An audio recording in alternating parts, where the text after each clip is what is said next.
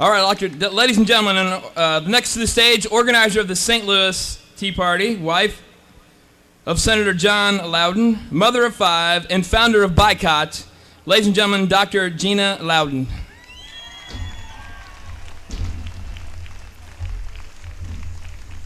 What an amazing day it is to be right where we are. And as we are here today on these hallowed grounds, it's difficult to imagine how things might be different if President Lincoln had given up the fight.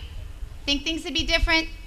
Our hearts go clearly out to the victims of 9/11 and to all the lives that were impacted that day. History will judge us as to how we hold those responsible who would inflict such pain on innocent people.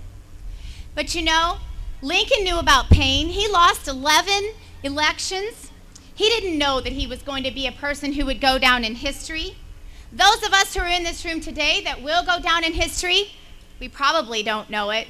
I don't know, there might be a couple of us that have an inkling. They're after me, those speakers coming after me. But most of us don't know it. That's not what Lincoln was fighting for. But where would we be today if he had decided to stay home? Would we be, or could we even be standing here today if he had not led the battle that he led? He didn't know he'd be a hero, or even that his republic that he was fighting for would survive. Dred Scott wasn't sure that he would even ever be able to legally call himself a human being. And yet he's inspired millions. What if, at the moment that he knew he had to send his 2 precious daughters into hiding to protect their safety, what if he and Harriet had just decided, you know what, enough is enough? And they had to look out for number 1.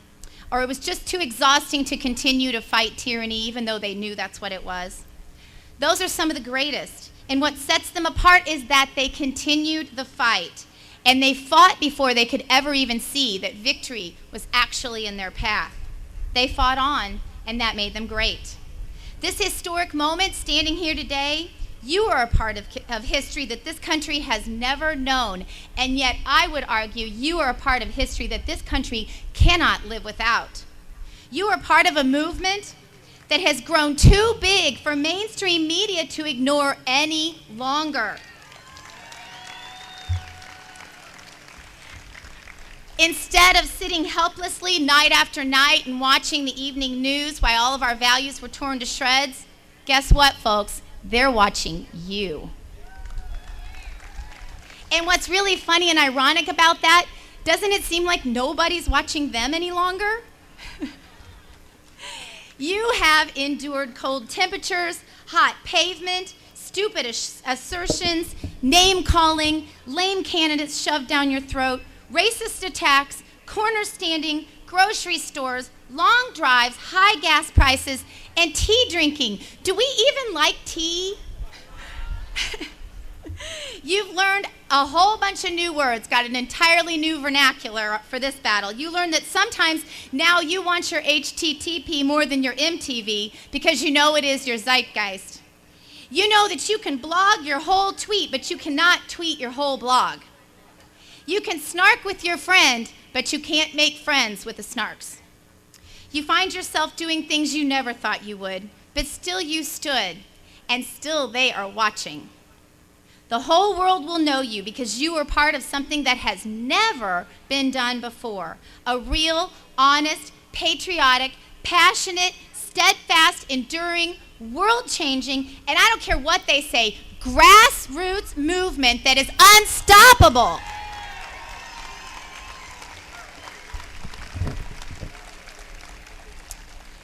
Big government has called us obscene names, torn our signs, confused and lied to our children, taken our money, murdered our soldiers, raped our republic, and what they don't even realize is that their very refusal to accept the truth is exactly what propels our action.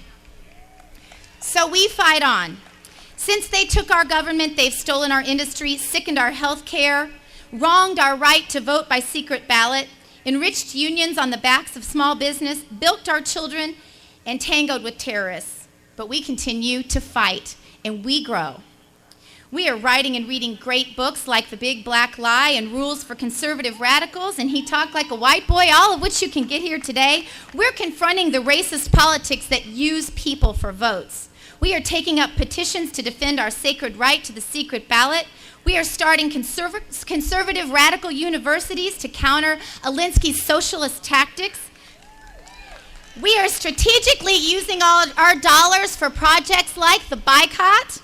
And we are humbling ourselves, and we are turning away from all our wicked ways and standing on the promise that if we continue and if we persevere, like Lincoln, like Dred Scott, like you, that God will heal our land. And is it just me, or when you say that I pledge allegiance, does it just feel completely different than it ever felt before? We are here today to tell the world we will fight with everything we have because we're fighting for everything we have. We will fight as hard as the greatest generation fought. Our cause is different, but our resolve is clear. We honor our veterans. We're humbled by their sacrifice, and we would never compare ourselves to the greatest generations. Yes, if you want to clap for our veterans, I'm sure you've done it, but let's do it again. Can't do it too much.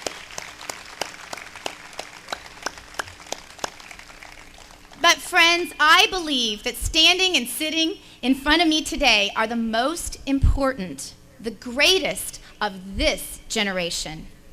You may not be aware of your greatness or your place in history yet, but I want you to know that I can see it. I see history books that tell the whole truth because you demanded them to tell the whole truth. I see books that will tell about little bags of tea and great big hearts that started a whole revolution. I see media that is really and truly fair and balanced, like the budget of the future. I see your children, and this is the most important part, I see your children telling the stories about the hours you spent, the miles you drove, the personal attacks you endured, the tears you cried, for them to live and know and tell the story of the greatest of this generation. And I can see what happens if you give up or if you stop or if you let them discourage you for a moment. Can you see that too? So I'm asking you today, friends, to fight on. Success is in your hands. They are watching. God is watching. Our children are watching. And fight on because that is what will make you great. But I believe you are already the greatest of this generation, and I want you to know it's an honor to fight by your side. Thank you, and God bless you.